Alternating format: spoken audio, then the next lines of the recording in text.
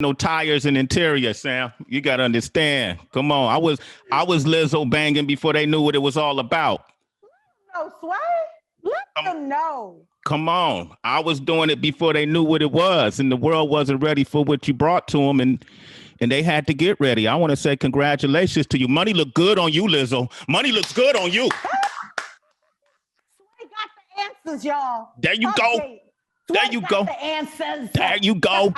There you go. Listen, when we met, you didn't have 3 Grammys. You didn't have 4 billion streams, you know, on your back. You wasn't a 2-time NAACP award winner. Rolling Stone, I'm not even sure if they knew who you were at that time. And they eventually deemed you a new kind of star, a new kind of celebrity. And you shook up the world. And you've done a lot. You've done so much for body image, for positivity, for people just being comfortable in their skin. You really handle what comes with the fame and the fortune really well. I wish I could have warned you. I knew it was going to happen for you early on in your career, that you were going to blow up. And everything that we dream about when it comes to this business would be there, but it's the other things that we never even thought about that would be there too.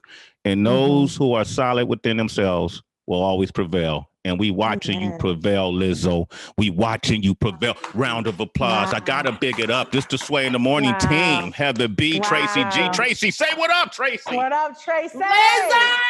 Oh my, everything Calloway said is so accurate. And I was reflecting on our time together because this is not our introduction to each other. No, and what a privilege it has been to see you as a seed and then bloom, not into just like one flower, but an entire garden.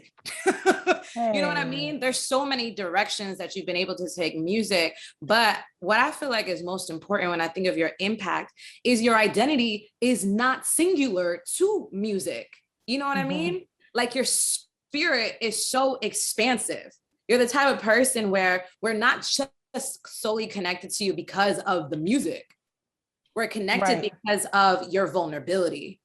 We're connected because of how many times you make us laugh when we needed it and when you needed it. So it's just such an honor to have seen from the beginning. We weren't there from literal day one, but we were there like at the inception. It felt like day one. We're day one, Tracy. Well, yeah, that was like tight. That was like 2013. Yeah, that's day one. That's day one. I think I dropped Lizzo bangers in 2012, 2013. Yeah. Yeah. Paris. What was it? Batches. Batches and cookies. I got my batches and cookies. I got my. Oh my gosh. She was even at one of our broadcasts too. I remember speaking to Lizzo in the bathroom at one of our broadcasts. Yep. And she was just getting her mind right. I think I was like fixing my wig and my makeup. I was on y'all show when my wig was sliding to the side. Now I got the HD lace, baby. Yo, that's what I'm saying. Look what money do. The money look good on you. Appreciate it. Yeah, listen, let's talk, man. I love the new single. I love Rumors. Thank you. Yes. What I like about it, because I feel like we exist in a time now where cancel culture, backlash, celebrity backlash became so prominent, and it became in our sphere, and now you're starting to see people question that. Wait a minute, where is this coming from? Why do I receive this backlash? Matter of fact, I'm going to process your backlash. I'm gonna process these rumors. I'm gonna process these things you say my way and regurgitate it back to you and take the power away from it. Because I don't want to feel bad every day reading this shit. You know what I mean? So I'm going to put it in your face. That's how I interpreted this song. Okay, talk about when did this song start? When did you start writing? And then what triggered it? Wow, that was the most poetic, poignant spot on, dissertation of what this song actually is. Like everything in my life, everything negative as well as the positive, I use constructively, right? When I'm sad, I'm like, okay, where is this sadness going to take me? How is this going to produce this gratitude in my life? And how can I use this constructively? How can I put it in a song? How do I use it as therapy? So Yeah, rumors was a culmination. I feel like, people imagine one day I'm reading a newspaper. I'm like, God damn it, I'm sick of these rumors. Driver, take me to the studio. It wasn't like that. What happened really was just like, I have held my tongue a lot. And I used to be like, doop, doop, doop, clap back on Twitter. I used to troll people back, back in the day. And I think I realized my responsibility, when my profile rose and my significance publicly rose and my follower count rose. I realized, the more that I fed into negativity, the more that it was getting attracted back. And I don't want that on my karma. I don't want to, bring something negative to a person who was probably having a bad day and just wanted to talk some shit. Now all my fans are attacking them. They didn't sign up for that. So I have been holding my tongue for a long time. And there's been some things said about me that was very hurtful. And I couldn't just respond because that makes news. And it's not in my favor. It just kind of like inflames the whole situation. So I thought, what's the best way to repurpose this and use it so that it's constructive to me? I put it in a song, I make it a hit, and I get a Grammy. Watch out! Watch out! Okay.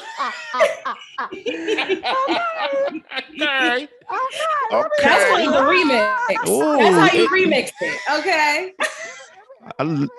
Sugar. I love the twirl, the hair twirl. Hey, your first wig didn't twirl like that. I just want you to know. It didn't happen. Not the compare and contrast. It didn't twirl. Feel free to pull up that old wig. Oh my gosh. It was a weave. I think it was a weave. It was a weave. We've upgraded the bundles. I remember Lizzo, I can't recall the exact date, but it was one of our earlier interviews. And you were so candid and said something that pained you at the time is you felt like you were making music for Black people, but you weren't seeing Black people at your shows. And that was forming a wound. Talk to us if that feeling, any residue of it is still around or when it shifted. And mind you, I felt that way not because there were white people at my shows or non-Black people at my shows, but I think because my music was helping people in real time, I'm like, I wish I could help my people. So that kind of hurt. And, I kind of almost felt like I wasn't accepted at the time. And I was just too weird and too outside of the box, which hurt even more because it's like, not only am I not able to help people who look like me, I feel rejected by people who look like me. I think that everything takes time. And I think that I'm a Black woman and I'm making music. Therefore, I'm making Black music.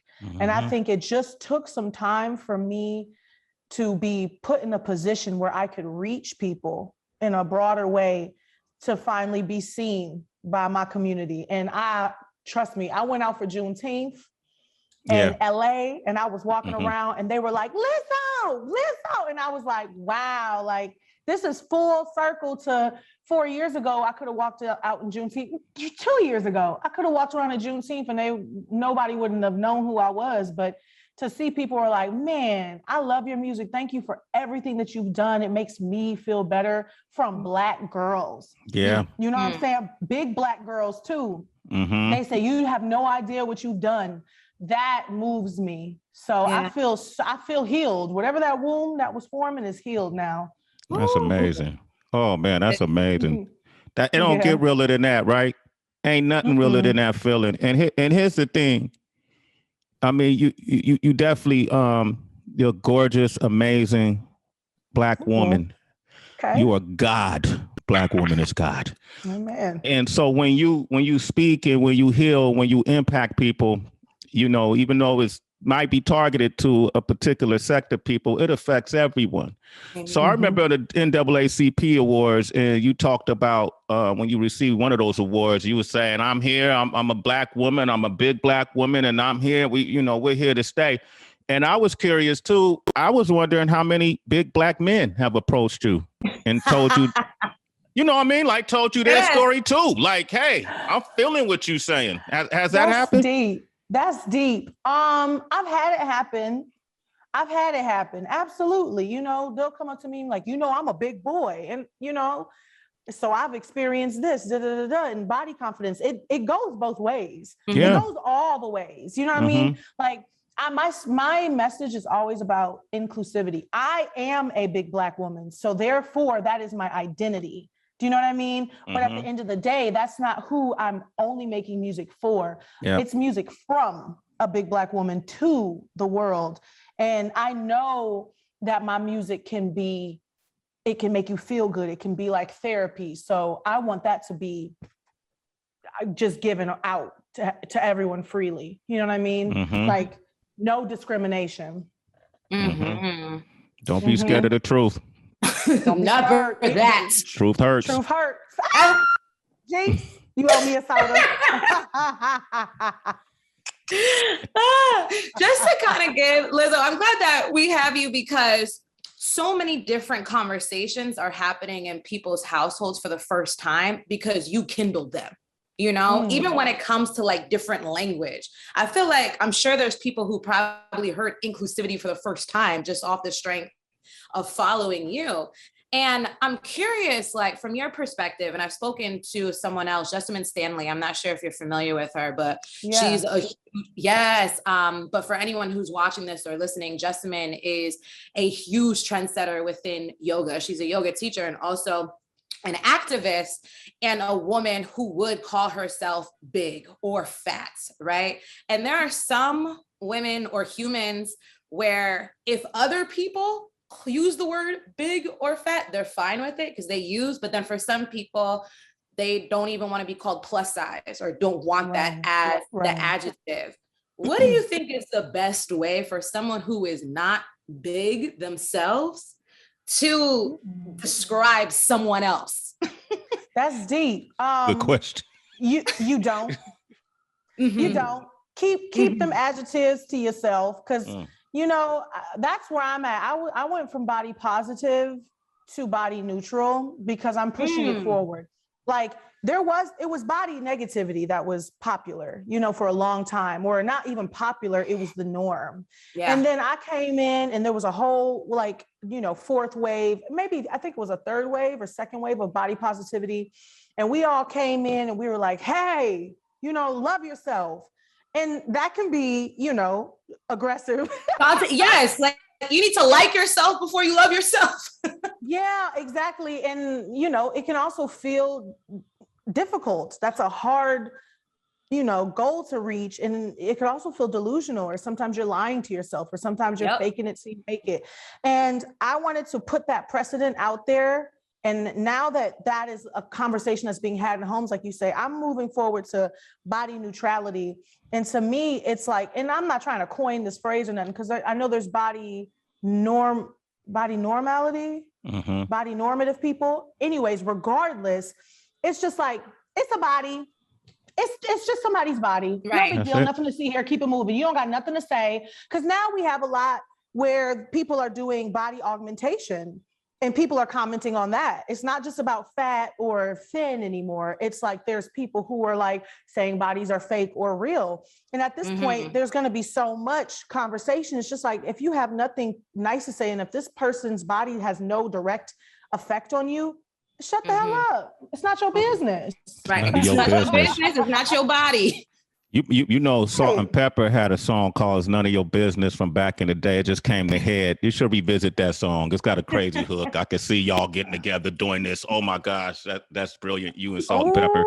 I just flow like the future. I'm writing that down. Write that down. It's none of your business if you. Right. Anyway, you remember that? Yes. Come on. Your business. Oh my God. I'm here with you. That down. You know what I find fascinating about this song, or two, is that you and your feature, the magnificent Cardi B, have so much in common. And it's obvious in the verses. some of the things you're talking about. Some of the first rumors you talk about is people saying you're trying to turn big girls into hoes. It's my fault. I take full responsibility. You take full responsibility. Big girls are turning up. Yo, they turn it up. And then Cardi says a line that's so funny to me. I haven't memorized it yet, but what she said, that they writing stuff in blogs and overseas in languages I can't even, they're writing lies in blogs overseas and languages I can't even read. Right. What the fuck does this mean? Yep. What does it mean? When you sat and talked, I don't know how y'all talked, if it was on the Zoom, on the phone. Did y'all already have a relationship prior to this? And then I want to ask you did. Okay. Where did that start? A relationship with Cardi? The relationship started, we're both signed to Atlantic, and the day the ink dried from her signature to signing, I was like, please put me on a song with Cardi B. Like, I was such a fan of hers because her social media presence, I was like, this is a superstar. She's so fucking funny, and then she could rap. The Gangsta Bitch volumes are iconic. You know what I'm saying? Gangsta Bitch, yes. You got to dig in the crate. Come outside, bitch. Come outside. Like, she's just incredible. So it started, she got signed, and, so there were certain events that we would see each other at, whether it was a Grammy party or Julie's birthday. And whenever we saw each other, she was just so sweet to me. They said, yeah, Cardi wants to meet you. I said, huh?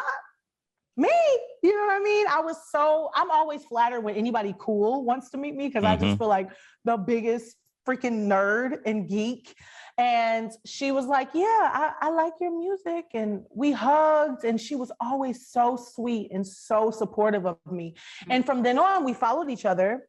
And anytime I had any type of backlash or anything get kind of out of control in the media, she was always one of the first people to reach out to me, and she would send me like a little voice note in the DM. She'd be like, hello, Lizzo. I just want to let you know, I'm seeing all these things about you, and the same things be happening to me. And I just want to let you know, just keep making your music, let your music speak for itself, and just get on the charts. That'll shut everybody up, is when you on the charts. I was like, let's do it together. Yeah, there you go. Bow. Yo, boom. Did y'all record in the same room, or did y'all just kind of share the files? It feels like we recorded in the same room. It's got that very hungry energy, like that tag team in the second verse. But due to COVID, unfortunately, we did not, because we had to FaceTime each other. I would have loved it, but we got to keep her safe. Her and Cardi Jr. Hello. Cardi Jr., we got to keep them safe. So yeah, that was our experience. But she's such a hard worker, bro. I don't know if y'all have heard that about her or seen it about her. She works her ass off for other people. I was so floored and like humbled. And I was like, you did not have to do all of this for me. You was pregnant. Like, you didn't have to do all of this for me. And she did. And like, granted, she's on the song, she's a feature, but it's my song. So that's my baby. You know what I'm saying? Like, so I'm always just in awe of her work ethic and how giving she is.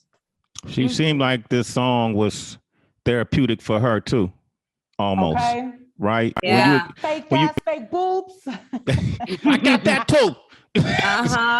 How did you explain the concept to her? How did she receive it when you explained it? What did you say? Well, basically the song kind of spoke for itself. Okay. And I was like, what did I say to her? Y'all are the first people I'm trying to remember this for, because I did write her. I said, I got one for us. And I said, it's on some rock and roll, talking that shit.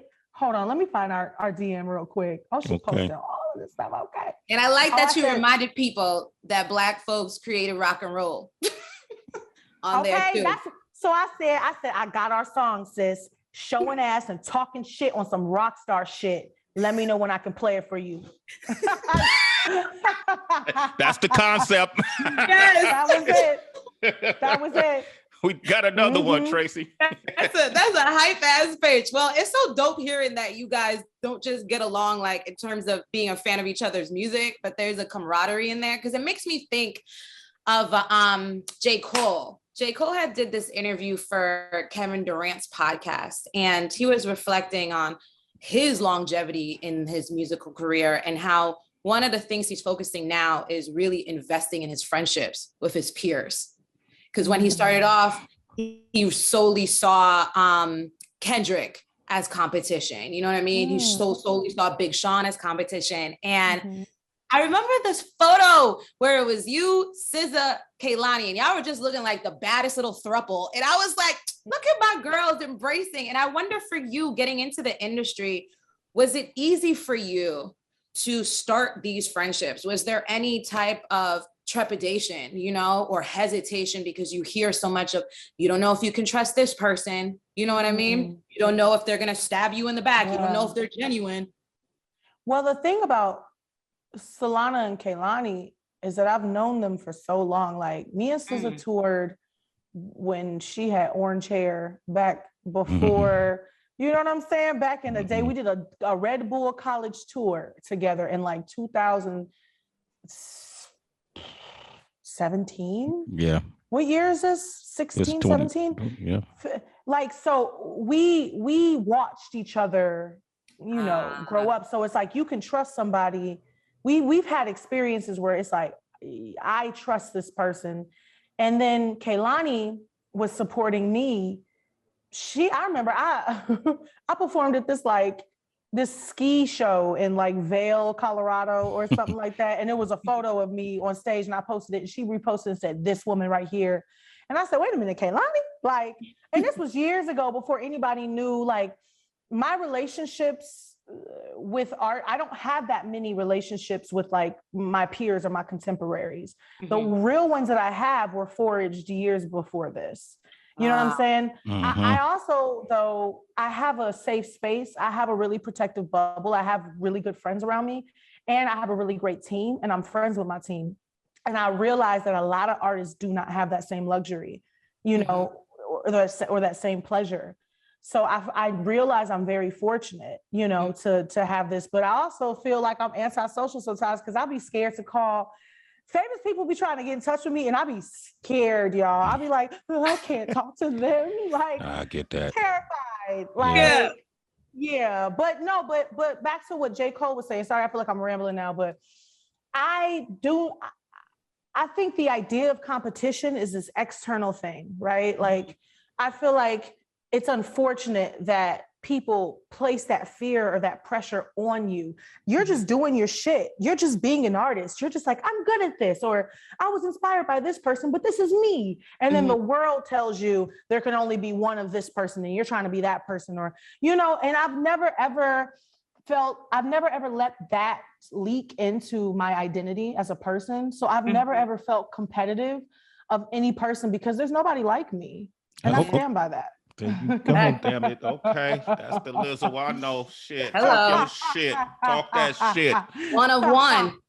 Sometimes you gotta talk your shit, yo. Because you know you don't put the work in. I'm curious to who you intimidated not to call back though. Who do you respect that much? Who do you revere that much that DM'd you? You like, nah, I can't even. That's just too much. Here's the thing. I'm gonna tell you, y'all, because I haven't even told this artist yet, so I'm so scared. And I actually need to call this person, but Mariah Carey. Oh. I am terrified. She is an icon and a legend. And she reached out to me and I was like, yes, I'm going to call you. And I've been so scared to call her. Yo, I get it though. Yeah. I'm scared. Like, Mariah, what am I gonna say? Hi. Yeah, start with hi. Don't play with me. Don't play with me. I can't even. And I've worked with Missy. And even when I was doing the Missy tribute, they were asking me questions about her. And they're like, so when did you first discover Missy? Or how do you feel about her? I just started crying, like bawling. Like, these people are, mind you, like, yeah, people look up to celebrities and like rappers and singers, but like as my identity, my specific identity, Black girl, growing up in Houston, didn't really have nobody to look up to like that. Those few people that I did have, meant more to me. It's deeper than rap. It's bigger than music. You know what I mean? It's representation. It's possibilities, showing me that I can too, ... You know what I mean? Have Grammys, be on the cover of magazines, be a star, be whoever I want to be, you know? And that's what these people represented to me. So meeting them in the same lifetime. And they know your name. You know my name. I don't know. Let me offer this to you, Lizzo, because you family. And I've never met someone sweeter than the time I've spent with Mariah, you know, different times and different places. I'm not just gassing it. I just wouldn't say anything if I felt differently. You got, it's time to make that call. Go and hang out with her. She gonna give you so much gems and information, you know, because she called you, she know you work with Missy. That's family. And those women, Missy Elliott, there's no one greater, right? And so if you could get in that sorority, you know, working with someone like Mariah, or just knowing someone like Mariah would be very dope. I know we got to wrap, Lizzo, but I have to shout out Wallpaper, aka Ricky Reed. Yes. That's our guy. You know, I believe he's Bay Area born, so it's only a, you know, you know, he only gonna make you hits. You know what I mean? Okay. Come on, you know. Talk about y'all dynamic. Y'all get together and y'all only make hits. You know, yo, isn't that wild? Like, I met this man in the first song, mind you, coming off of Big Girl Small World, which is mostly rap and like melodic hooks to it, but not belting, not soul singing. And I met him and he was like, yeah, you sing? I said, yeah, I sing a little bit. He's like, yeah, let's make a song. First song we made, for people who know, Worship, off of Coconut Oil. Second song we make, Good as Hell. Second, when I say second song, I don't mean second finished song. I mean the second note that we laid down was for Good as Hell. And for me, I'm like,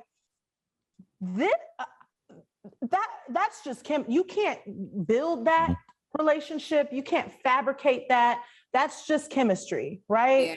So for he and I, like, we have this natural spark to us.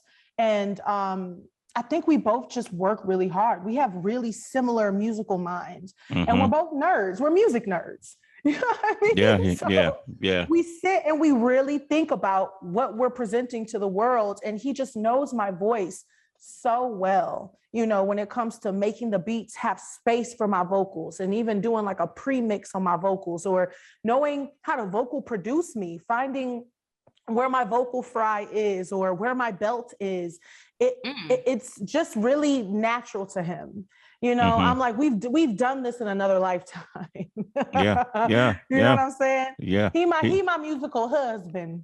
A lot of it has to do with, you know, I'm from Oakland, Liz, so a lot of it has to do with where he's from. So it's just, you know, you go. It's the air it's the air, Tracy. You can wrap us up, Tracy. I just want to say that it's the air we breathe. There's something in the water. There's something in the water up there. Something in the water. Come on. So we just want to say that we are so proud of you, sis.